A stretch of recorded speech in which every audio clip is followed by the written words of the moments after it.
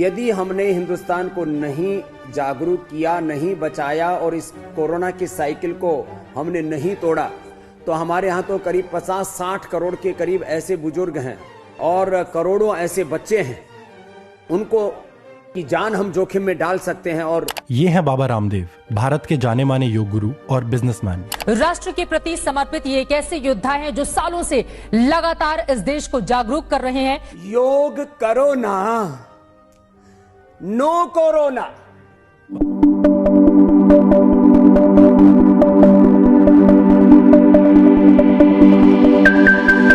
पंद्रह जुलाई 2020 तक कोरोना ने दुनिया भर में लगभग 6 लाख लोगों की जान ले ली है और भारत लगभग 10 लाख केसेस के साथ दुनिया में तीसरे स्थान पर पहुंच चुका है कोरोना पॉजिटिव केसेस की लिस्ट में। और इस महामारी के इलाज को लेकर तरह तरह की अफवाहें उड़ती रही हैं। क्या शराब के पैग लगाने से खत्म हो जाएगा कोरोना वायरस? कुछ भी। और इसी बीच पूरी दुनिया के साइंटिस्ट्स एक वैक्सीन या टीके की खोज में लगे हैं, पर अंदाजा ये है कि ऐसी किसी भी वैक्सीन के ह्यूमन ट्रायल्स खत्म होने में कम से कम 6 महीने 12 महीने शायद उससे भी ज्यादा लगेंगे। दुनिया में आज तक कोई वैक्सीन ऐसा नहीं है जो 1 साल से कम में बना है। तो एक्सपर्ट्स का कहना है कि कोरोना से लड़ने का सबसे सक्षम तरीका मास्क पहनना, हाथ साफ रखना और दूरी बनाए रखना है। कोरोना का संक्रमण रोकना ही उसका सबसे बड़ा इलाज है, जब तक कोई वैक्सीन नहीं आती। बड़ी बात यह कि वैक्सीन तो जब आएगा तब आएगा, लेकिन कोरोना से बचने का नुस्खा स्वामी रामदेव ने तैयार कर लिया। तो 23 जून 2020 को बाबा रामदेव ने एक चौंका देने वाला दावा किया। First evidence based research based corona की आयुर्वेदिक दवा आज हम यहां से लॉन्च कर रहे हैं। 3 से 7 दिनों में नेगेटिव, 7 दिन में 100% रिकवरी। ये खाली कोरोना के ट्रीटमेंट के लिए, उसके प्रिवेंशन के लिए भी है। दोनों ऐसा बोलो, उसका प्रिवेंशन भी है और उसकी मेडिसिन भी है, ऐसा बोल रहे थे। और एक ही दिन के अंदर एक और चौंका देने वाला दावा सामने आया। भारत सरकार के आयुष मंत्रालय ने किसी भी ऐसी दवाई का कोई दावा नहीं किया कि कोरोना की औषधि है। हमने ऐसा कोई लाइसेंस राष्ट्र के अंदर किसी को भी नहीं अभी दिया। और फिर एक ही हफ्ते में ये हुआ। हम यही तो कह रहे हैं कि हम नहीं कह रहे हैं कि हमने कोरोना की दवाई बनाई। ये हैं आचार्य बालकृष्ण, जो बाबा रामदेव के राइट हैंड मैन माने जाते हैं और पतंजलि के लगभग 99% हिस्से के मालिक हैं। तो हमने दवाई के अंदर तो ये हमने कहा ही नहीं कि हम कोरोना को जो है कंट्रोल करते हैं, क्योर करते हैं। This is not only control, cure है ये उसका। और इसी चमत्कारी कंफ्यूजन की वजह से आयुष मंत्रालय ने कोरोनिल के लॉन्च के दिन ही उसके विज्ञापन पर रोक लगा दी drugs and magic remedies act के तहत, जिसमें किसी भी चमत्कारी दवाई या मिरेकल क्योर का विज्ञापन या एडवर्टाइजमेंट करना एक जुर्म है। और हमने कोई विज्ञापन नहीं किया है, ना कोई एडवर्टाइजिंग कर रहे हैं, ना कोई पब्लिसिटी कर रहे हैं। पर यहाँ दिलचस्प बात यह है कि हमारे न्यूज चैनल्स ने फिर भी ये दवाई हमको बेची, इन 4 तरीकों से। सबसे पहले, कोरोनिल पर एक भी सवाल पूछे जाने से पहले हमारे न्यूज चैनल्स ने जश्न मनाना शुरू कर दिया। आज पतंजलि आयुर्वेद ने एक बार फिर से कमाल किया है। शुक्रिया कहूंगा और इस बधाई के साथ कि आपने एक बहुत बड़ा काम किया है। स्वामी जी, पहले तो बहुत बहुत बधाई, और बधाई इस रामबाण के लिए। और इससे पहले के ऑडियंस के दिमाग में भी कोई सवाल पैदा हो, हमारे न्यूज चैनल्स खुद ही इस दवाई को प्रामाणिकता देने में जुट गए। मतलब एक तरीके से ये कितनी बड़ी खबर होगी। आप सोचिए, कोरोना की संजीवनी, कोरोना का दवा, पूरी दुनिया के तमाम डॉक्टर्स लगे हुए हैं। दुनिया भर के बड़े बड़े मुल्क बड़े बड़े रिसर्च कर रहे हैं कोरोना की दवा खोजने के लिए, कोई नहीं खोज पा रहा। वो स्वामी बाबा रामदेव ने कैसे किया? आप समझते हैं ना, इतनी अचानक से खुशी मिल जाती है तो कोई डाइजेस्ट नहीं हो पाती है। फिर हमारे न्यूज चैनल्स ने अपने स्टार एंकर्स को कोरोनिल का सेल्समैन बना दिया। मैं कह रहा हूँ ये जो कोरोनिल दवाई है, ये जो पैकेट है जो आप दिखा रहे हैं, जरा उठा के दिखा दीजिए, क्योंकि लोग जानना चाहे कहाँ से ले सकते हैं, कैसे ले सकते हैं। नंबर 1, कब से मिलेगा और कितने का? ये किट, पूरी किट कितने की होगी? मुझे भी अब जरूरत लगेगी, मुझे लग रहा है मुझे भी 550 रुपए पतंजलि को ढीले करने पड़ेंगे।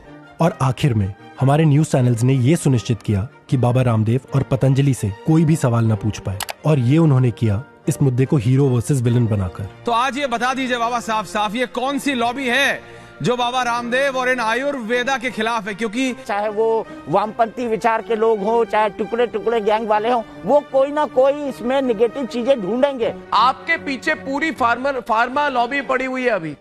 और ऐसा करके हमारे न्यूज चैनल्स ऑडियंस के दिमाग में ये बिठा देते हैं कि सवाल पूछना ही गलत है। लेकिन इसको लेकर रामदेव पर सवाल खड़े करना ठीक नहीं है। तो ये फर्क नहीं पड़ता कि सवाल कितना वैज्ञानिक है, कितना तथ्यात्मक है, सवाल पूछने वालों को ही विलन बना दिया जाता है। तो आपको ये भी पता है आपके इस वक्त बहुत दुश्मन होंगे। पर अगर हमारे न्यूज चैनल्स उस क्लिनिकल कंट्रोल ट्रायल की जांच करते जिसके आधार पर कोरोनिल को कोरोना का 100% इलाज कहा गया है, तो ये पता लगता कि ये ट्रायल सिर्फ 100 लोगों पर हुआ था, वो भी कोरोना के एसिम्प्टोमेटिक और माइल्ड सिम्टम वाले मरीज थे, यानी ऐसे लोग जो बिना दवाई के भी ठीक हो सकते हैं। यहाँ तक कि इस ट्रायल में हल्के लक्षण यानी माइल्ड सिम्टम्स वाले मरीजों को एलोपैथिक ट्रीटमेंट भी दिया गया था। और इस ट्रायल में पहले मरीज के आने से लेकर कोरोनिल के लॉन्च तक में 1 महीने से भी कम का वक्त था। कोरोनिल का 100% हमने साइंटिफिक जो ड्रग का साइकिल है, जो रिसर्च पर बेस्ड ड्रग क्या कहते हैं, तो ऐसा कोई भी दावा जिसे वैज्ञानिक या साइंटिफिक बोलकर बेचा जा रहा है पर असलियत में उसके पीछे कोई भी वैज्ञानिक प्रमाण या साइंटिफिक आधार नहीं है, उसे कहते हैं जंक साइंस, जिसे हम हिंदी में कचरा विज्ञान कह सकते हैं। पर कोरोना जैसी महामारी के वक्त ऐसा कचरा विज्ञान बेचना बहुत खतरनाक हो सकता है। इसको कोरोना होने से पहले भी खाना चाहिए और कोरोना हो जाए तो खाएं ही खाएं तो कोरोना खत्म हो जाएगा। मान लीजिए एक इंसान रामदेव और न्यूज चैनल्स के इन दावों पर विश्वास करके ये सोचने लगता है कि अब उसके पास कोरोना की वैक्सीन भी है और दवाई भी है, ये दोनों है, और इसलिए वो नियमों का पालन करना छोड़ देता है और बिना डर के बाहर खुलेआम घूमने फिरने लगता है। और वहीं दूसरी ओर एक कोरोना का मरीज ये दवाई लेके सोचने लगता है कि अब उसे हॉस्पिटल जाने या प्रॉपर इलाज लेने की जरूरत नहीं है, और ऐसा करना कई मरीजों के लिए जानलेवा हो सकता है। क्योंकि कई लोग ये कह रहे हैं कि भाई ये खा लेंगे तो हो जाएगा, एलोपैथी खाना छोड़ दें, या कुछ कह रहे हैं कि एलोपैथी में कोई दवाई है ही नहीं अभी तक। तो इस कोरोना महामारी के 6 महीने बीत जाने के बाद भी क्या हमारे किसी भी न्यूज चैनल के पास कोई कोरोना संवाददाता या कॉरेस्पॉन्डेंट है जो कोरोना का एक्सपर्ट हो, जैसे डिफेंस, एंटरटेनमेंट, स्पोर्ट्स या राजनीतिक संवाददाता होते हैं? और अगर है तो फिर ऐसी झूठी जानकारी और fake news in news channels पर कैसे दिखाई जा रही है? यदि जवान व्यक्ति 100 बार और बुजुर्ग व्यक्ति 50-60 बार ऐसे डीप ब्रीदिंग कर लेता है, इसका मतलब उसको कोरोना नहीं है। और ये कोरोना काल में भी पहली बार नहीं था जब हमारे न्यूज चैनल्स ने बाबा रामदेव के दावों को जानकारी की तरह दिखाया। साथ में सरसों का तेल भी नाक में डाल दे तो यदि पूरे रेस्पिरेटरी ट्रैक में कहीं पर भी कोरोना होगा तो पेट में चला जाएगा, और पेट के जो केमिकल्स हो कोरोना को मार देते हैं। तो क्या इसका कारण ये है कि पतंजलि इन न्यूज चैनल्स का बहुत बड़ा एडवर्टाइजर रहा है और न्यूज चैनल्स की कमाई का सबसे बड़ा जरिया ये विज्ञापन या एडवर्टाइजमेंट्स होते हैं? तो फिर तो दुनिया को बचाएगी कोरोनिल। तो एक वैश्विक महामारी या ग्लोबल पैंडेमिक के वक्त सही और वैज्ञानिक जानकारी मिलना शायद उतना ही जरूरी हो जाता है जितना सही इलाज मिलना। और ऐसे वक्त में हमारे न्यूज चैनल्स ने हमको ये अवैज्ञानिक और चमत्कारी दवाई बेच के क्या सही किया या गलत?